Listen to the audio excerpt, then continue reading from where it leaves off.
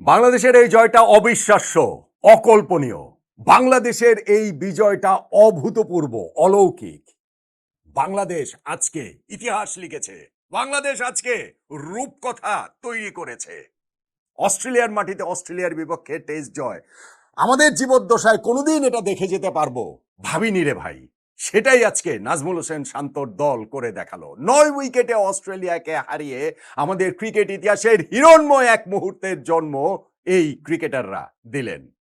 Australia, মাইটি Australia, না কুচু Australia, যারা বাংলাদেশকে 23 বছর তাদের দেশে টেস্ট খেলার আমন্ত্রণ জানানোর যোগ্য বলেই মনে করেননি, সেইখানে প্রথম সুযোগ পেয়েই বাংলাদেশ কিভাবেই না তাদেরকে নাকানি চুবানি খাওয়ালো, কিভাবেই না তাদেরকে আমরা হারিয়ে দিলাম টেস্টের চতুর্থ দিনে এসে। এবং সেইখানটাতে পুরো ম্যাচ জুড়ে বাংলাদেশের যেই আধিপত্য, তাতে করে এই জয়টা যে বাংলাদেশ ডিজার্ভ করে 100% মানুষই সেই কথাটা বলবেন। টেস্টের চতুর্থ দিনে কিভাবে আমরা এই বিজয়টা আসলে করায়ত্ত করলাম, কিভাবে আমরা ইতিহাসকে নতুন করে লিখলাম, কোন পয়েন্টটাতে কোনটাকে আপনি বলবেন আসলে এই দিনের moment of the day, magical moment of the day, সেটা নিয়ে একটু আলোচনা করছি। যেমন বাংলাদেশ অস্ট্রেলিয়ার বিপক্ষে অসাধারণ যে জয়, সেইখানটাতে আপনাদের কাছে একটা অনুরোধ করি, অনেকদিন ধরে করি না, আজকে যেহেতু এরকম একটা জয় পেয়ে গেলাম, যে প্লিজ আমাদের নট আউট নো ওয়ান চ্যানেলটা আপনারা যারা এখনো সাবস্ক্রাইব করেননি, সাবস্ক্রাইব করে নেন, আমাদের ফেসবুক পেজে লাইক দিয়ে আমাদের পাশে থাকেন। আপনাদের পাশে থাকলে আসলে অনেক বেশি সাহস আমরা পাই। আমাদের পাশে পেয়ে যেই সাহসটা নিয়ে বাংলাদেশ দল অস্ট্রেলিয়াকে হারিয়েছে, ফলে প্লিজ আপনাদেরকে সেই অনুরোধটা করছি। বাংলাদেশ এই চতুর্থ দিন খেলাটা শুরু করেছিলাম ইতিহাসটাকে সামনে রেখে, নতুন ইতিহাস তৈরির সংকল্প নিয়ে। এবং সেইখান থেকে আমরা যে খুব দূরে ছিলাম তা না, কিন্তু মনের কোনো একটা ভয় ছিল যে না, এটা কি আসলে সম্ভব নাকি, এটা কি হয় নাকি, অস্ট্রেলিয়া মাটিতে অস্ট্রেলিয়াকে আমরা হারিয়ে দিব না, দিতে পারবো নাকি, শেষ সময় গিয়ে এমন কোনো ঘটনা ঘটবে যেটা আমাদের ক্রিকেট ট্র্যাজেডির অংশ হয়ে যাবে। অস্ট্রেলিয়াকে 3 দিন ধরে আমরা নাকানি চুবানি খেয়েছি। প্রথম ইনিংসে 228 রানের লিড নিয়েছি, এমনকি তৃতীয় দিন শেষে অস্ট্রেলিয়া যখন 4 উইকেটে 161 রানে শেষ করে, তখনও আমরা 67 রানে এগিয়েছিলাম। কিন্তু ওই যে মনের কোণে ভয় যে কি না কি হয়ে যায়, যদি অস্ট্রেলিয়ার একটা বড় পার্টনারশিপ হয়ে যায়, যদি তাদের কেউ অসাধারণ কোনো পারফরমেন্স করে ফেলেন, যদি আমাদের ক্রিকেটে এরকম ট্র্যাজেডি তো অনেক রয়েছে, তার মধ্যে আরো একটা ট্র্যাজেডি যোগ হয়। হয়নি, হয়নি, এবং সেটা হতে দেননি আমাদের ক্রিকেটাররা। আমাদের মেহেদী হাসান মিরাজের কথা আলাদা করে বলতে হবে। সকালের সেশনটা যে এত গুরুত্বপূর্ণ ছিল, সেই জায়গাটাতে মিরাজ 3টা উইকেটে তুলে নিয়েছেন অস্ট্রেলিয়ার, ফলে ওইখানটাতেই কিন্তু বাংলাদেশের ম্যাচ জয়টা এই 4 ডেতে গিয়ে এক অর্থে নিশ্চিত হয়ে গিয়েছে।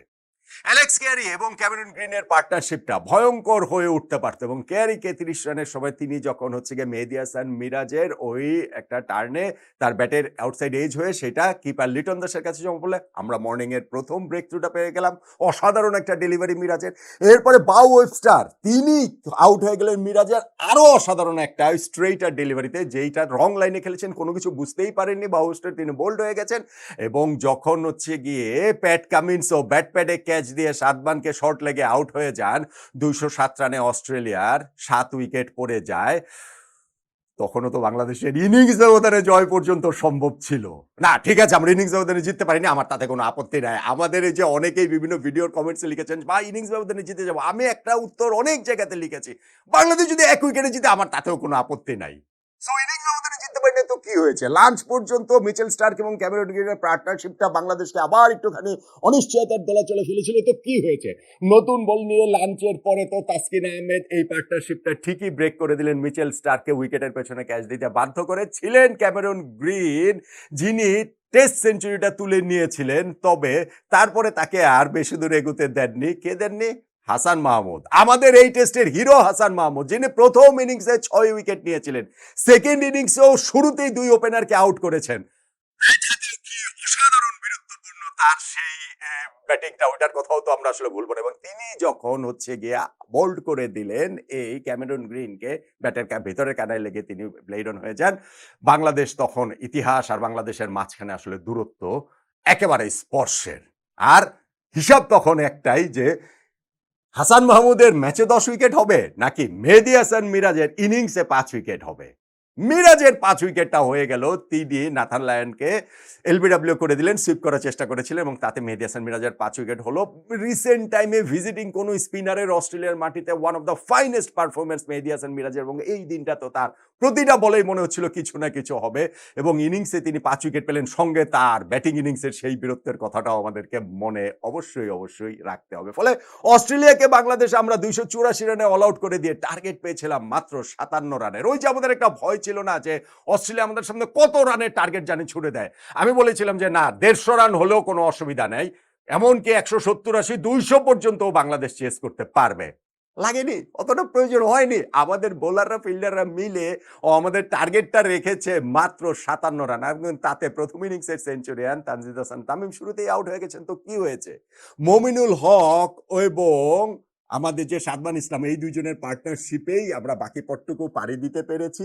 মমিনুল হকের ওই বলটা যখন তার কাট শটটা বাউন্ডারি রোপটা পেরিয়ে যায়, তখন শুধুমাত্র আমরা স্কোর কার্ডে জয়টা নিশ্চিত করিনি, ওই বলটা একই সঙ্গে পেরিয়ে গেছে ইতিহাসের সকল সীমানা, একই সঙ্গে পেরিয়ে গেছে এক প্রজন্মের বঞ্চনা। অস্ট্রেলিয়া যে আমাদের 23 বছর ধরে ডাকে না, সেইটার জবাব আমাদের ক্রিকেটাররা যে এইভাবে দিলেন। 23 বছর পর খেলতে নেমে অস্ট্রেলিয়ার মাটিতে তৃতীয় টেস্টেই যে আমরা প্রথমবারের মতো জয় পেয়ে গেলাম, যেই অস্ট্রেলিয়ার মাটিতে শ্রীলঙ্কা কোনোদিনই জেতেনি, পাকিস্তান শেষ জিতেছে 1995 সালে, নিউজিল্যান্ড তাদের হিস্ট্রিতে মাত্র 3টা জয় পেয়েছে, সেও 85 সালে 2টা, 2011 সালে একটা। সেই অস্ট্রেলিয়ার মাটিতে বাংলাদেশ আমরা টেস্ট জিতলাম। টেস্ট ক্রিকেটের 150 বছরের ইতিহাসে 2629 নম্বর এই টেস্টে বাংলাদেশের এই জয় সবচেয়ে বড় আপসেট গুলার একটা হিসেবে বিবেচিত হবে। আর বাংলাদেশের টেস্ট ক্রিকেট ইতিহাসের 26 বছরে 160 নম্বর টেস্ট ম্যাচে নিঃসন্দেহে আমরা সেরা জয়টা এই ম্যাচটাতে, এইখানটাতে আসলে পেয়ে গেলাম, অস্ট্রেলিয়াকে 9 উইকেটে হারিয়ে। এবং তাতে লাস্ট ডে যদি আসলে বলতে হয়, তাহলে আমি বলবো মেহেদী হাসান মিরাজের সকালের বোলিংটা, ফার্স্ট সেশনে তার সেই 3টা উইকেটই, এবং সেইখানটাতে স্পেশালি অ্যালেক্স ক্যারি এবং স্পেশালি বাউ ওয়েবস্টারকে যে ম্যাজিক্যাল বলটাতে তিনি বোল করে দিয়েছেন, তখনই আসলে বাংলাদেশ জয়টা যে পেয়ে যাচ্ছে আমরা, সেটা মনে হচ্ছিল আমরা সেই জয়টা জিতে গেছি। আমাদের এই টেস্ট ক্রিকেটে আরো কি অর্জন হয়েছে, এই ম্যাচে আরো কি হয়েছে, আমাদের হচ্ছে কি অনেক কিছু নিয়ে অনেক আলোচনা করব। কিন্তু ভাই আসলে সত্যি কথা বলতে, যেভাবে শুরু করেছিলাম আলোচনাটা, আমার এটা দেখেও বিশ্বাস হচ্ছে না অস্ট্রেলিয়ার মাটিতে অস্ট্রেলিয়ার বিপক্ষে টেস্ট জয় বাংলাদেশ করে দেখাতে যে আমরা পারবো, এইটা আমাদের ক্রিকেটাররা ডিজার্ভ করেন। হচ্ছে গিয়ে সবকিছু মিলে আমাদের অন্তরের অন্তঃস্থল থেকে অভিনন্দন, ভালোবাসা, এবং আমাদের এই নাজমুল হোসেন শান্ত, তানজিদ হাসান তামিম, হাসান মাহমুদ, মেহেদী হাসান মিরাজ, তাসকিন আহমেদ, মোমিনুল হক, মুশফিকুর রহিম, লিটন দাস, যারা ছিলেন এই ম্যাচের 11 জন, বাইরে থাকা অন্য ক্রিকেটাররা, আমাদের কোচিং স্টাফ, সবাইকে আসলে স্যালুট। বাংলাদেশ করে দেখালো, বাংলাদেশ দেখিয়ে দিল যে বাংলাদেশ পারে অস্ট্রেলিয়ার মাটিতে অস্ট্রেলিয়াকে টেস্টে হারাতে পারে।